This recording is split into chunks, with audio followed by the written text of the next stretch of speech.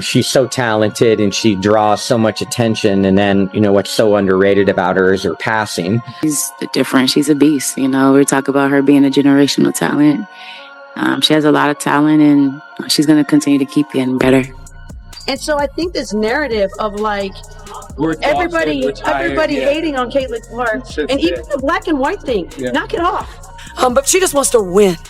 She just wants to win. And to me, she's going to be my rookie of the year every day. Y'all mad because that corn-fed Iowa girl busting y'all ass. Y'all said she too weak. She can't do this. She lead the WNBA in assists. She cooking. Let her cook. Let her cook. The arrival of Caitlin Clark in the WNBA has created a major buzz, not only because of her exceptional talent, but also due to her magnetic personality, which continues to draw in new fans. The league as a whole is still adapting to her presence and looking for ways to slow down the rising superstar, a task that's easier said than done. It's no surprise that WNBA head coaches are frequently asked about Caitlin Clark during media sessions. While coaches generally remain polite and avoid controversial statements, they often have little choice but to comment on her and her game. Most of their remarks focus on Clark's on-court performance in the context of specific games, yet even these brief soundbites can offer valuable insights. The perspectives of WNBA head coaches are especially unique because they're the ones designing strategies to stop Clark, and they're the ones facing media scrutiny when those plans fail, which happens frequently. This is likely why it's rare to hear disrespect in their comments. Coaches are intimately familiar with Clark's skills and understand why she's putting up historic numbers as a rookie. That said, opposing coaches are certainly not ready to declare Caitlin Clark unbeatable or become her fans. Basketball coaches are a proud group, and some display subtle defiance when discussing her. Another factor influencing coach commentary is their role as motivators. Coaches know that any quotes they give the media can quickly reach their own locker rooms. They want to avoid giving players the impression that they favor Clark over them, even if that's sometimes true. Similarly, making Clark the target of condescending remarks would be counterproductive. Between these extremes exists a narrow space for honest, balanced commentary that neither exaggerates nor diminishes a player's impact. A coach's personality also plays a role. Some of the most revealing quotes about Clark have come from former WNBA players who are now coaches.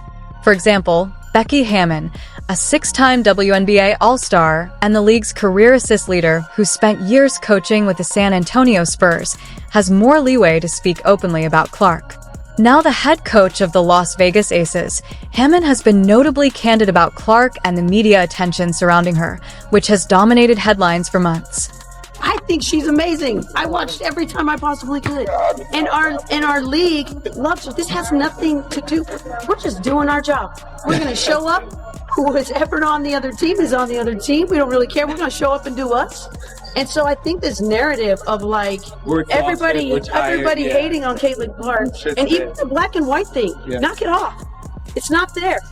The coach makes it clear that she respects Caitlin Clark, but she also stands up for all the WNBA players who challenged the college points record holder when she entered the professional league.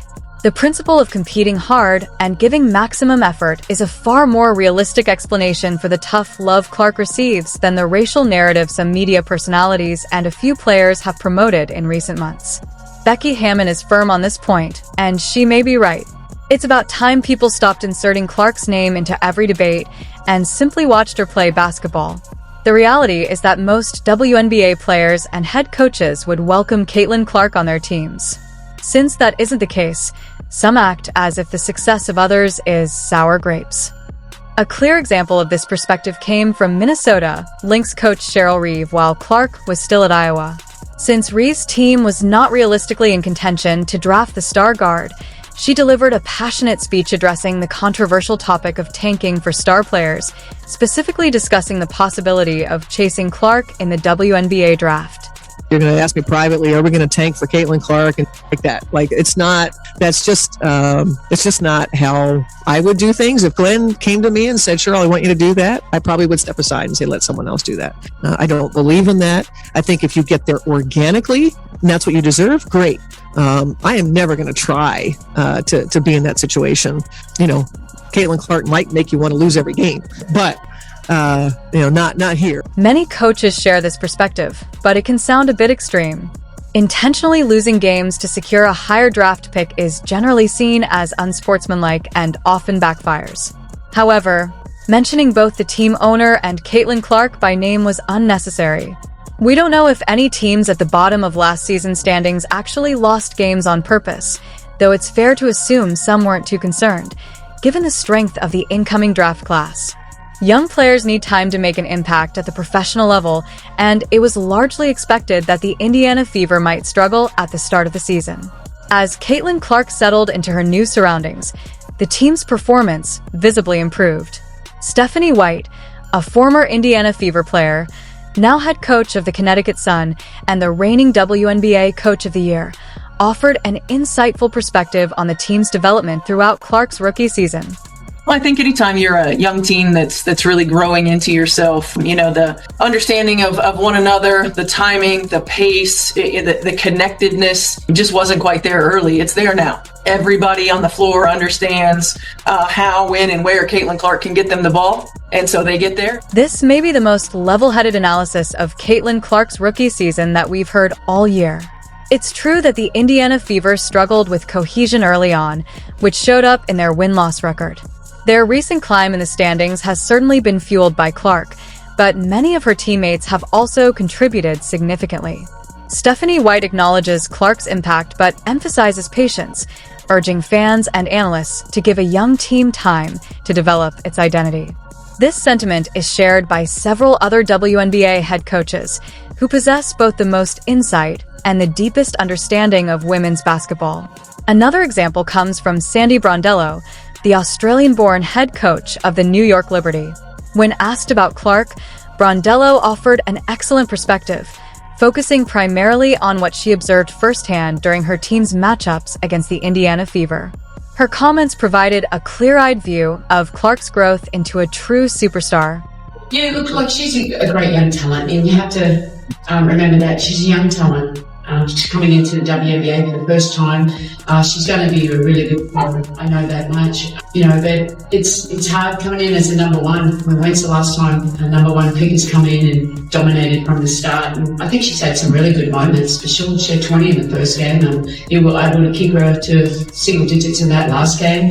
But very capable, can't leave her open. So I think the whole game plan's around her, and she's going to be a player that will continue to grow because I think she's a quick learner, she's got high basketball IQ. So yeah, she's going to be okay. Not enough attention has been given to the immense pressure Caitlin Clark has faced as a college phenom, a media superstar, and the number one pick in an exceptionally strong draft. Taking all of this into account, her transition to the professional level is even more impressive, especially considering that coaches like Sandy Brondello are deploying their entire defensive playbook against her. It's becoming increasingly clear that Clark is on her way to becoming a more complete player, though her true ceiling remains unknown. Right now, she's receiving no favors, on the court or in the media room. C.T. Miller, head coach of the Los Angeles Sparks, is among those who still believe it's possible to slow Clark down. After his team split a pair of games against the Indiana Fever, the veteran coach offered high praise for Clark while immediately highlighting the strengths of his own defensive strategy. His perspective was a careful, double-edged assessment. She's so talented and she draws so much attention. And then, what's so underrated about her is her passing. Tonight, she was able to get to the foul line a lot, which supplemented her offense. But, I thought we did a pretty good job, both games on her, obviously. Caitlin Clark has quickly earned the respect of WNBA coaches, players, and fans alike. Despite physical play and tough defensive schemes, she continues to shine, showing poise, skill, and leadership beyond her years. Coaches like Christy Sides, Noelle Quinn, and Sandy Brondello praise her competitiveness, versatility, and ability to elevate her team, while even skeptics acknowledge her impact. At just 22, Clark is already reshaping women's basketball, and her rookie season suggests that the best is yet to come, both for her individual accolades and her team success.